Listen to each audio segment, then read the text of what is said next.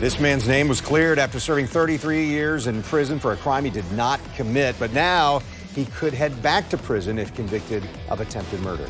We first brought you Edward Taylor's story last month when he was released from prison. Evidence proved he did not sexually assault a girl back in the 80s. Now surveillance camera footage shows a man suspected of being Taylor shooting a 61-year-old man. News 4 Jax reporter Janice Harris joins us live from where that crime happened. And Janice, you met Taylor the day he was exonerated. Now back in jail facing these new charges. Does anyone know the motive behind this crime that he's accused of? At this time, we do not know the motive, what led up to this shooting, but what we do know is that it was caught on these cameras that you see right here, the real-time crime cameras during the shooting. And then he was arrested shortly after. But so far, we don't know why this all happened in the first place.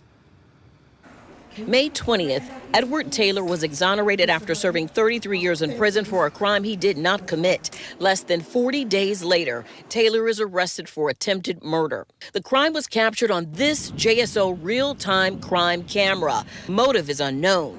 The 61-year-old man that was shot is recovering. Many in this community wonder why a man that was so happy to be released from prison would jeopardize his freedom. It's interesting now that we're seeing kind of the ripple effect of what happens when Shannon Schott, not affiliated with the case, is the past president of the local Criminal Defense Florida chapter of Criminal Defense Lawyers Association.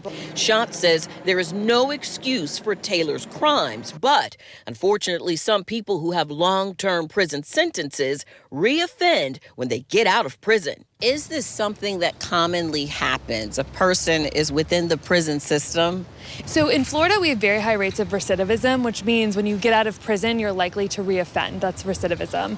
And unfortunately, it's not uncommon for people to very soon after they're released from prison, go back into prison or be rearrested for another crime. According to the U.S. Department of Human Services, more than 2/3 of prisoners are rearrested within 3 years of their release, and half are re-incarcerated. Schott says there is a disconnect in the community for people that have served time in prison. As a community member, not as a criminal defense attorney, I would like to see more emphasis on training and rehabilitation so that people get the mental health, the physical health care, the training, the vocational care that they need to actually contribute to our community and not be more of a burden. According to the police report, the entire crime happened in one block of this neighborhood.